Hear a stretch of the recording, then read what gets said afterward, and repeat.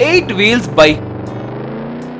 एक गांव में आनंद नाम का व्यक्ति हुआ करता था। वो हरदम अजीब और गरीब चीजों का आविष्कार करता रहता था। एक बार लैब में एक्सपेरिमेंट करते हुए याहू सक्सेस, ग्रैंड सक्सेस कहकर पुकारने लगा। इतने में आनंद का असिस्टेंट वहां आकर, क्या हुआ सर, इस बार क्या आविष्कार किया है आपने? इस बार मैंने मच्छर की दवा का आविष्कार किया है। क्या, मच्छर की दवा? उसे पहले से ही और किसी ने बनाया है ना। अब आप कौन सा नया आविष्कार किए हैं जी? इसमें नई बात क्या है?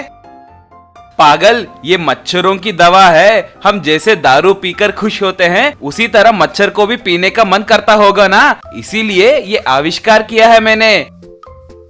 इसे आविष्कार करने की जल्दी क्या थी जी? रे, जैसे हम दारू पीने के बाद खुशी खुशी सो जाते हैं ना, ठीक वैसे ही मच्छर भी इस दवा को पीकर खुशी से सो जाएंगे। तब वो हमें नहीं काटेंगे ना। वाह, क्या आविष्कार है। मच्छर के लिए आपने दारू का आविष्कार किया। बहुत बड़ा दिल है सर आपका। उतनी भी तारीफ मत करो, मुझे शर्म आती है। जी, आपको ऐसे समझ में आया क्या? कहकर सोचा। अगले दिन घर आकर आनंद अपने पिता से, पिताजी मैं बहुत मेहनत करके एक आविष्कार किया हूँ, वो है मच्छर का दवा। आपके दिए हुए 2 करोड़ उसके लिए ही खर्च हो गए हैं। अब और 5 करोड़ तैयार रखिए। क्यों बेटा, इस बार क्या आविष्कार करोगे? इस बार मैं शेर और भाग के लिए मल्टीविटामिन टैबलेट्स का आविष्कार करने की सोच रहा हूँ। रे, हरदम वो मच्छर, शेर, बाघ के बारे में ही सोचोगे क्या? हमारे गांव के लिए कुछ काम है, ऐसा कुछ करो। गुड आइडिया डैड, इस बार सबके लिए उपयोग होने वाले वाहन को तैयार करूंगा, पैसे तैयार रखिए, कहकर वहाँ से चला गया। इतने में उसकी पत्नी वहाँ आकर, ओ जी, आप उसे मुंह मांगे पैसे देकर बिगाड़ रहे हैं। अब तक उसने कितने पैसे बर्बाद किए हैं पता है क्या? पैसे आज नहीं तो कल कमा सकते हैं, मगर वो हमारा एक लौता बेटा है, अय्याशी करने दो, कहकर चला गया। अगले दिन आनंद सभी गांव वालों को बुलाकर चौपाल के पास, देखिए हमारे गांव वालों के लिए मैं एक नया बाइक तैयार करने वाला हूँ। वो कितना भी वजन को चुटकी में उठा सकता है। पूरे दुनिया में ऐसी बाइक नहीं है। उसे मैं हमारे गांव लाने वाला हूँ। जो भी एडवांस बुकिंग करेगा उसे एक बाइक खरीदने पर दूसरा बाइक फ्री में मिलेगा। कल से ही बुकिंग शुरू होने वाले हैं। अगले दिन गाँव वाले सब बुकिंग करने के लिए भागते हुए आ रहे थे। आनंद के पिता घर के बाहर वो देखकर, ये क्या, इतने लोग भाग रहे हैं, सोचकर घर के बाहर आकर एक से, ये क्या भाई, इतने लोग कहाँ भाग रहे हैं? आपके बेटे ने एक नया बाइक कंपनी स्टार्ट किया है ना, वो हमें बहुत पसंद आया है, इसलिए बुकिंग करने जा रहे हैं। आनंद के पिता मन में, हाँ, मेरा बेटा बहुत प्रयोजक हुआ है, सोचकर अपने बेटे को देखने गया। आनंद वहाँ सबके पास से एडवांस बुकिंग के पैसे ले रहा था। श्रीमान, एडवांस बुकिंग कर रहे हैं ना, एक बार बाइक दिखा सकते हैं क्या? अगले हफ्ते दिखाऊंगा, जल्दी आइए, बुकिंग का टाइम खत्म हो रहा है। ऐसे वो सब गांव वाले के पास पैसे लेकर बुकिंग किया।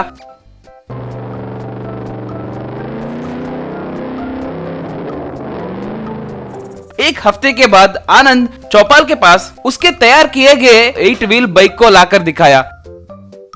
ये देखिए, दुनिया में पहली बार ये 8 व्हील्स बाइक, ये बिल्कुल स्किड नहीं होगा, कितना भी वजन को ये यूं ही उठा देगा। सब वो बाइक को देखकर आश्चर्य होने लगे। इतने में आनंद के पिता भी वहाँ आकर, क्यों रे, तुमने एक हफ्ते के बाद तुम्हारे बाइक को दिखाओगे कहा था ना, दिखाओ, कहाँ है वो बाइक? देखो पिताजी, वही है मेरा बनाया हुआ 8 व्हील्स बाइक, कहकर बाइक को दिखाया। पिता वो देखकर, रे ये बाइक है क्या? इसके 8 पहिए क्यों है रे? 2 पहिए है तो गाड़ी फिसल जाएगी ना पिताजी, इसीलिए 8 पहिए लगाया हूँ पिताजी। और वैसे भी 8 मेरा लकी नंबर है पिताजी। वैसे ये कितना माइलेज देता है? 1 लीटर पेट्रोल डालने पर 1 किलोमीटर चलेगा पिताजी। बस एक साथ सब शॉक हो गए। तब गांव वालों में से एक, ये बाइक मुझे पसंद नहीं आया, जल्दी हमारे पैसे हमें दे दो। ऐसे कैसे होगा जी? आपके दिए हुए पैसों से आपके बाइक्स को तैयार करने पैसे दे दिया हूँ, मेरे पास 1 भी रुपया नहीं है। हमारे पैसों को बर्बाद करते हो क्या? कहकर उसे मारने के लिए आए। आनंद के पिता उन्हें रोककर, रुकिए रुकिए, आपके पैसे कहीं नहीं जाएंगे, मेरी पूरी जायदाद बेचकर पैसे दे दूंगा, कहकर अपने पूरे जायदाद को बेचकर वो पैसे गांव वालों को दे दिया। उस शाम पत्नी पति से। ओ जी, मैंने पहले ही कहा था ना कि उसकी वजह से हम ऐसी परिस्थिति में आएंगे कहकर। अब हमें सिर्फ वो 8 पहिए का वाहन ही बचा है। सोचकर दोनों बहुत दुखी हुए। चिकन इडली। सिंध नामक गांव में बोस और गोपाल नाम के दो दोस्त, वो दोनों पड़ोसी थे और वो दोनों आमने सामने वाले शॉप्स में व्यापार करते थे। बोस चिकन का व्यापारी था और गोपाल होटल चलाता था। दोनों जितना भी कमा लें, शाम को सारे पैसे दारू पीने में बर्बाद करके घर आते थे। एक दिन टली होकर आए हुए बोस और गोपाल से गोपाल की बीवी वसुधा, तुम दोनों को अकल है कि नहीं? नालायकों, रोज ऐसे दारू पीते हो, घर पे बीवी और बच्चों का ख्याल नहीं है दोनों को। क्या रे, आफ्टर ऑल बीवी हो, मुझे ही सिखा रही हो, मुझे ही उल्टा जवाब दे रही हो। मेरा दिमाग सरक गया तो और ज्यादा पीऊंगा, भिखारी बनना पड़ेगा तुम्हें। ये सुनकर बोस अपनी बीवी रेणुका से, देखा कैसे धो दिया गोपाल ने, तुम्हें भी चाहिए क्या? बीवी को खाना खिलाने का औकात नहीं, चले दुनिया जीतने। बेशरम पति है दोनों। पता नहीं किस जन्म में क्या पाप किया कि ये दोनों हमारे पति बन गए। बच्चों के लिए अच्छे कपड़े और खाना भी नहीं दे पा रहे हैं। छी। तब वहां आए हुए ग्राम सरपंच, बेटी जमाना बदल गया है, इन दोनों पे निर्भर होने के बजाय क्यों ना तुम दोनों कोई व्यापार कर लो। बड़ा आया सरपंच कहीं का सलाह देने। ओए बुड्ढे कहीं के, तुम्हारा दिमाग सटिया गया है, इसीलिए ऐसे उठपटांग सलाह दे रहे हो। अगर इतना ही दया है तो 1 लाख रुपए दे दो। नालायकों, तुम दोनों को कैसे सबक सिखाना है वो मुझे अच्छी तरह पता है। बेटियों, तुम दोनों को इन दोनों के शॉप के बगल में एक शॉप दूंगा। क्या व्यापार करोगे, सोच के बताओ। चाचा, हमने सोच लिया है, चिकन इडली रखेंगे। भाई बोस, देखा चिकन इडली बनाकर गोपाल होटल का मुकाबला करेगी। अब मैं दिखाऊंगा मेरा जलवा। अगले दिन रेणुका और वसुधा चिकन इडली बेचने लगते हैं। वैसे भी तुम्हारे होटल पे कोई नहीं आएगा, मैं मदद करूं क्या? भाइयों बहनों, आइए आइए, इन लोगों ने पहली बार चिकन इडली रखा है। आज एक दिन के लिए मेरे होटल आने के बजाय इनके होटल आइए और खाना खाइए और खूब डांट कर जाइए। लेकिन अगर कोई गिर गए तो हम दोनों पतियों की जिम्मेदारी नहीं होगी। चुप कर नालायक, किसी को आने की जरूरत नहीं, मैं ही यहाँ खाकर इनका पहला ग्राहक बनूंगा। कहकर चिकन इडली खाता है। बेटियों, चिकन इडली स्वादिष्ट है। एक बात मैं बताऊं तो हमारे गांव में ऐसे चिकन इडली बनना इस गांव का सौभाग्य है। ये जल्दी डाइजेस्ट होगा और चिकन की शक्ति भी मिलेगी। तुम दोनों आसपास वाले गांव में भी फेमस हो जाओगे। ये सुन के गांव वाले उत्साह से चिकन इडली खरीदने लगे। सभी उसे खाकर खुश होने लगे। अगले दिन से सभी गोपाल के होटल के बजाय चिकन इडली ही खा रहे थे। लोगों के ज्यादा होने पर वसुधा और रेणुका बोस के शॉप पे चिकन खरीदने जाते हैं। बोस बहुत ज्यादा भाव लगाता है। इससे वसुधा और रेणुका खुद चिकन का मांस निकालकर चिकन इडली बनाने लगे।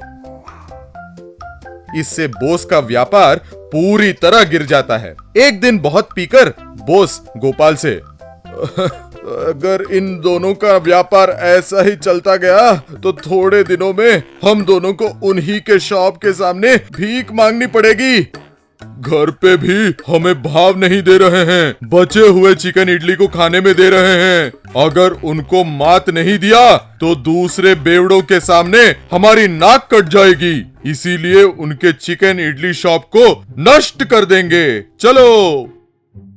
दोनों चिकन इडली के शॉप पहुंचते हैं। वहां भी बहुत भीड़ होती है। उनके बीवी और बच्चे चिकन इडली बेच रहे थे।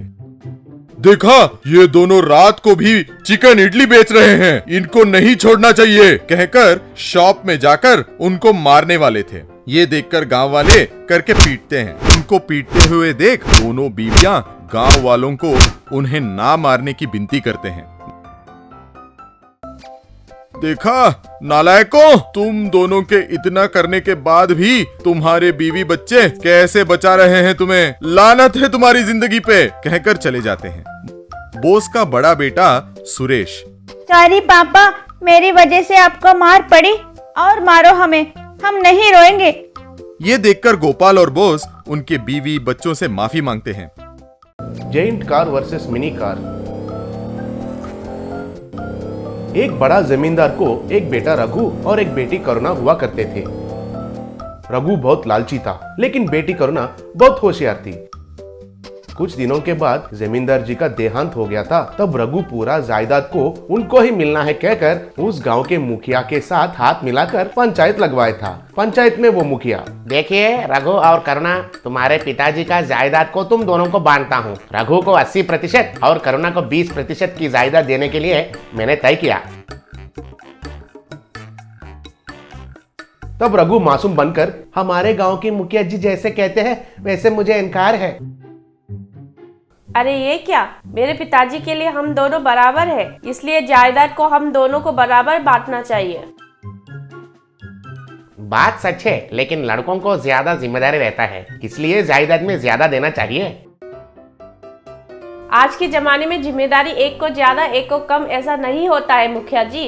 लड़कियां भी लड़कों के बराबर जिम्मेदारियां उठा रहे हैं। सच कहे तो लड़कों से आजकल लड़कियां ही ज्यादा काम कर रहे हैं। सभी पहलों में लड़कियां भी बराबर मुकाबला कर रहे हैं।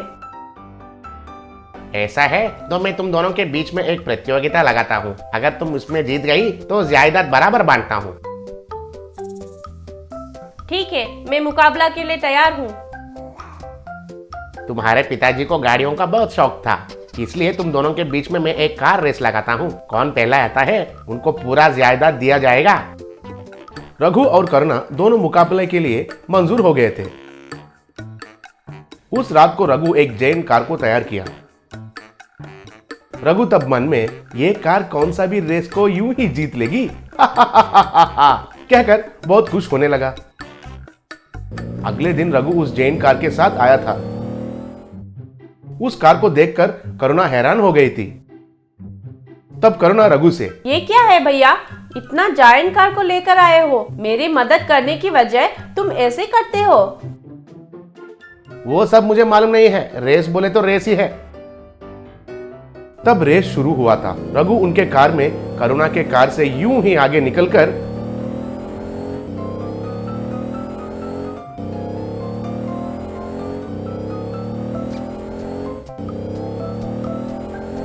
उस रेस को जीत गया था।